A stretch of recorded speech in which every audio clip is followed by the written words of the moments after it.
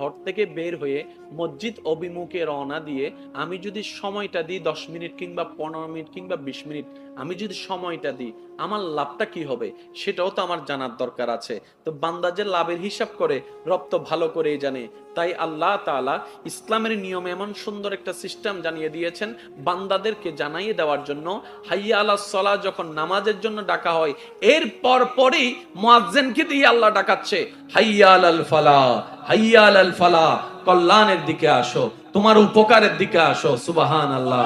তোমার অশান্ত মনকে শান্তি করার দিকে আসো, তোমার অভাবকে দূর করার দরখাস্ত করার জন্য আসো, তোমার জীবনকে সুন্দর করার জন্য আসো, তোমার দুনিয়াকে আলোকময় করার জন্য আসো, তোমার পরকালকে আলোকময় করার জন্য আসো, তোমার কবরকে আলোকময় করার জন্য আসো, তোমার অশান্তি দিলে শান্তি নেওয়ার জন্য আসো, তোমার অস্থির ব্রেনের মধ্যে রিল্যাক্সিং এর জন্য তুমি আসো। এক কথায় তোমার দুনিয়া এবং আখিরাতের